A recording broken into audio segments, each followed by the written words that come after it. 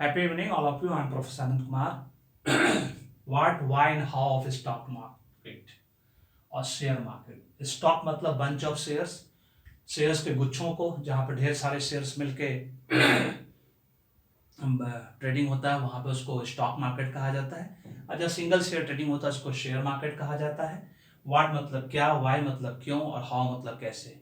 Stock market में किन किन लोगों को, किस तरह के लोगों को, लोअर क्लास का हो, मिडिल क्लास का हो, अपर क्लास का हो, किन लोगों को पैसा लगाना चाहिए और कितना पैसा लगाना चाहिए, क्योंकि स्टॉक मार्केट जो है बहुत रिस्की मार्केट होता है। वहाँ पे दो तरह का चीज है, या तो एक इक्विटी शेयर्स है या तो डिवेंचर्स बॉन्ड है, अब म्यूचुअल फंड्स भी है जिसको सबसे बहुत रिस्की माना जाता है। 11% से 33% तक का प्रॉफिट मिलता है पर ईयर, जो कि बैंक आज के डेट में 8% से आगे नहीं बढ़ पा रही है, सालों से चली आ रही है उसके बावजूद भी। इसलिए लोग म्यूचुअल फंड में शिफ्ट कर जाते हैं, वहां पैसा कमाते हैं। तो ये समझना है, जो कि पहला वीडियो पार्ट 1 जरूर देखना, lucky numbers for stock, share market और स्टॉक मार्केट जो भी है, क्या आपका साइकिल डेस्ट नंबर और नेम नंबर तीनों का परफेक्ट कॉम्बिनेशन बन रहा है, तो आप शेयर ट्रेडिंग में जा सकते हैं, इन्वेस्टमेंट में जा सकते हैं, और आप ब्रोकर बन सकते हैं तो कंसल्टेंट बन सकते हैं, अगर वो नंबर नहीं है तो। इसलिए ध्यान रखना है कि कौन सा नंबर है, क्या है। पार्ट 1 में है, ये पार्ट 2 है।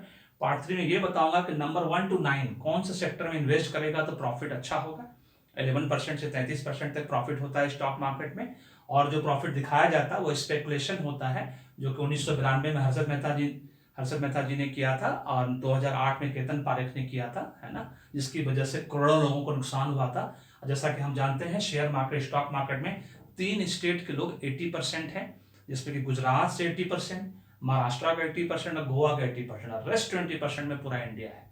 अब तीनों स्टेट का पैसा मिला के सबसे ज्यादा स्टॉक मार्केट जो उछाल मारता है, नीचे गिरता ऊपर गिरता, ये सिर्फ हमारे देश के ही नहीं, पूरे वर्ल्ड के जितने भी बिलियनियर हैं, मतलब अरबपति खरबपति, उनकी वजह से होता है, जिसको हम बुल एंड बियर के नाम से जानते हैं। बुल मतलब जो शेयर मार्केट या स्टॉक का पर्टिकुलर स्टॉक का प्राइस बढ़ाता है अपने फायदे के लिए, और फिर उसको गिरा देता है, उसको बियर बोलते हैं, जिसको सेल कर देता है तो गिर जाता है। छोटा सा कॉन्सेप्ट मैंने आपको पहले वाले वीडियो में बता दिया और अभी बता दिया। अब चलते हैं, ये समझना है, जैसा कि मैंने कहा कि कोई भी वीडियो अगर आपको मैंने कंफ्यूज नहीं किया, या मेरे अलावा जिसका भी वीडियो आप देखते हो उसने कंफ्यूज नहीं किया, तो वो लॉजिक है, लॉजिक है तो मैजिक है, वेरी सिंपल। हम न्यूमोलॉजिस्ट हैं, हम गॉड भगवान जादूगर नहीं है। Part 2 7 rules of occult science. Occult मतलब गुप्त, साइंस मतलब विज्ञान। ब्रह्मांड में जो कॉस्मिक एनर्जी है, उसको पॉजिटिव एनर्जी को अपने अनुकूल बनाना, अपने भाग्य को चमकाना। मैंने आप लोगों को ढेर सारा वीडियो बना कर दिया है, उस वीडियो को देखो। अगर परमुटेशन कॉम्बिनेशन साइकिल डेस्टिनी का और नेम नंबर का मैच नहीं करता है, जो होल लाइफ वाला नंबर वाला वीडियो दिया है, तो आज ही आपको नेम करेक्ट कराने की जरूरत है। और ये जानना है कि अगर स्टॉक मार्केट में खेलना है तो अपना जान लो, आचार्य जी से कुंडली बना के, कोई ग्रह मारक कारक उच्च का नीच का तो नहीं है, ग्रहण तो नहीं लगा हुआ है। अगर है तो उसका उपाय करना है। बिना उपाय के अगर स्टॉक मार्केट में खेलने गए तो सीधा नुकसान ही होगा, जैसे मेरा हुआ 2008 में। केतन पारेख ने 127 रुपए का शेयर को 10,000 रुपया का बेचा, और उसमें हम लोग सब ट्रैप हुए, करोड़ों लोग ट्रैप हुए, करोड़ों लोगों का नुकसान हुआ। उनको किसी के नुकसान से कोई फर्क नहीं पड़ता है, क्योंकि हर्षद मेहता, केतन पारेख सब कठपुतली हैं उन बिजनेसमैन के हाथों में, जो स्टॉक मार्केट को रेगुलेट करते हैं, जो स्टॉक मार्केट को चलाते हैं। ये एनालिसिस मैंने 2008 के बाद करना शुरू किया, और मुझे 5 साल के अंदर समझ में आ गया कि स्टॉक मार्केट क्या होता है। अब तीसरा बड़ा स्कैम 2024 में होगा। मेरा न्यूमरोलॉजी नंबर्स में निकाल चुका हूँ। 1992 में हुआ था, 2008 में हुआ, मैंने ट्रेंड को देखा, रिसर्च किया है। अब 2024 में सबसे बड़ा स्कैम होने वाला है। उन दोनों स्कैम से उससे भी बड़ा स्कैम होगा, देखिएगा, ये भविष्यवाणी मेरे सच होगी। अब चलते हैं, बताते हैं क्या लोअर क्लास लोग शेयर मार्केट में खेल सकते हैं, स्टॉक मार्केट में पैसा लगा सकते हैं, क्या मिडिल क्लास लगा सकते हैं, अपर क्लास तो खैर लगाते ही लगाते हैं। अब देखना है कि लोअर क्लास, हमारे देश का फिगर समझ लीजिए, 80% लोगों का आमदनी जो है 6,000 रुपये से भी कम है, 6,000 रुपये से भी कम है। लेकिन इनको भी मन करता है, मुंबई में ऐसा मैंने बहुत गरीब को देखा, पान वाले को, सब्जी वाले को, लस्सी वाले को, उनको बड़ा शौक रहता है कि हम स्टॉक मार्केट में 100 रुपये लगाएं, 200 रुपये लगाएं, 500 रुपये लगाएं। जरूर लगाइए, बिल्कुल लगाइए, लेकिन आज एक फंडामेंटल समझ लीजिए कि कितना रुपया लगाना चाहिए, अब कितना रुपया से आपको फायदा होगा, क्योंकि बड़ा पैसा बड़े पैसे को खींचता है। दैट इज वेरी इंपॉर्टेंट, है ना, तो वो समझना है आपको। और चीट फंड वाले धंधा में बिल्कुल नहीं जाना है, क्योंकि चीट फंड धंधा मंकी बिजनेस है। मंकी बिजनेस पे वीडियो बनाया हुआ, वीडियो को जरूर देखना, आपको समझ में आ जाएगा कि मंकी बिजनेस क्या होता है। ज्यादा बोलने की हमको जरूरत नहीं है, समझदार आदमी के लिए सारा ही काफी है। मिडिल क्लास 15% है हिंदुस्तान में, जो कि 10,000 से 50,000 तक की सैलरी कमाता है ना। और जो अपर क्लास है सिर्फ 5% लोग ही पूरा अपर क्लास है पूरे वर्ल्ड में, मैंने 800 करोड़ का पॉपुलेशन है तो 5% 40 करोड़ लोग, जिसकी आमदनी मोर देन 50K से लेके कोई भी अमाउंट तक हो सकती है, कोई बड़ी बात नहीं है। ये आपका 15% मिडिल क्लास है और लोअर क्लास पूरे वर्ल्ड में 80% है। लेकिन इंडिया का ये है पर मंथ, हो सकता है और सब जगह पे ज़्यादा हो, इसलिए हम खाली मैं इंडिया की बात कर रहा हूँ, ये सब इंडिया का फिगर है। अब अगर इस तरह का इनकम है आपके पास तो आपको ये समझना है कि इन्वेस्टमेंट क्या होता है, इन्वेस्टमेंट कैसे करोगे शेयर मार्केट में, इक्विटी शेयर में, डिवेंचर्स में, म्यूचुअल फंड में, सेविंग्स क्या होता है और डेली एक्सपेंसेस क्या होता है। तो मैं एकदम छोटा अमाउंट लेके चलता हूँ, 6,000 रुपीज। 6,000 रुपीज कमाने वाले लोग कैसे करेंगे, मान लीजिए 6,000 का 80%, 48, मतलब 4,800 रुपया।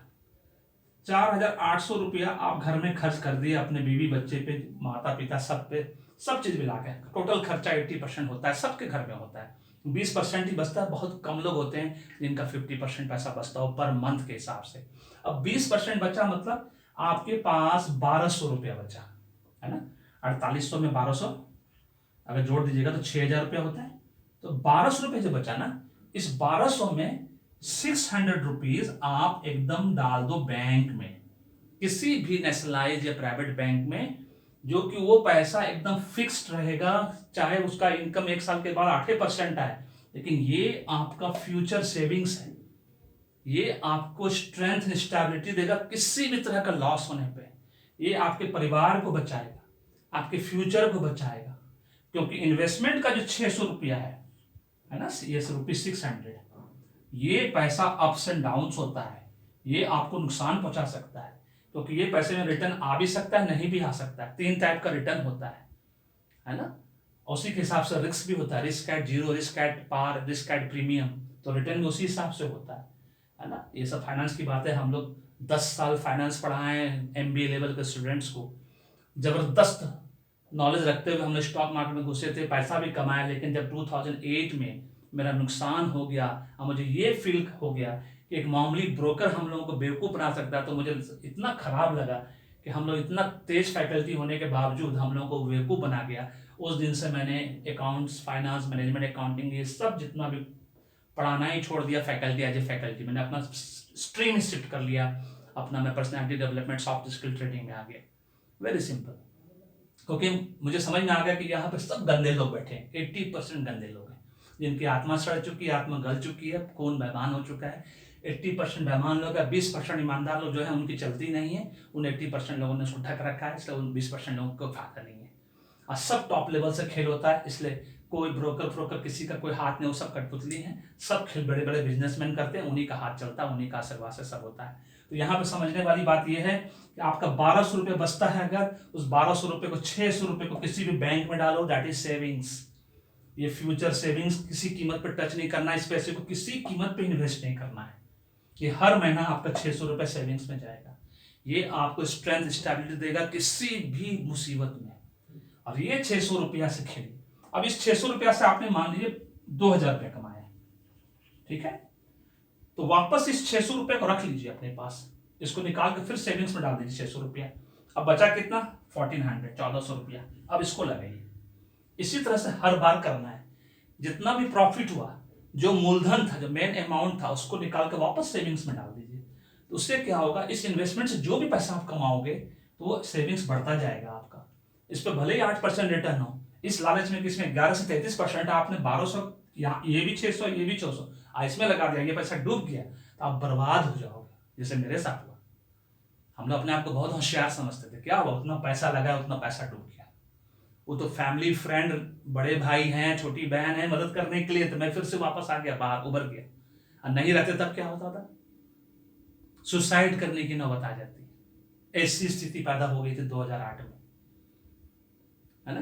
तो ये चीज कभी नहीं करना, इस पार्ट को समझ कर रखो। सेविंग्स, इन्वेस्टमेंट एकदम अलग अलग होता है, और इसको कभी मिक्स नहीं करना अपने जीवन में। जितना भी पैसा कमाते हो उसका 80% खर्च करते हो, एकदम 80% खर्च करना है, या 90% करते हो, 10% बचा तो 10% में ही 2 भाग कर देना है, आधा आधा। आधा पार्ट सेविंग्स करोगे बैंक में, एकदम नहीं छुओगे, आधा पार्ट से इन्वेस्टमेंट करोगे। इन्वेस्टमेंट से जो पैसा कमाए उस पैसे में से जो मूलधन लगाए, जो प्रिंसिपल अमाउंट लगाए, उसको वापस माइनस कर लेना है। जो कितना एक्स्ट्रा कमाए उसी को फिर लगाना है इन्वेस्टमेंट में, और जो बचा पैसा मूलधन उसको वापस सेविंग्स में डाल देना है। इसी तरह हर बार करना है।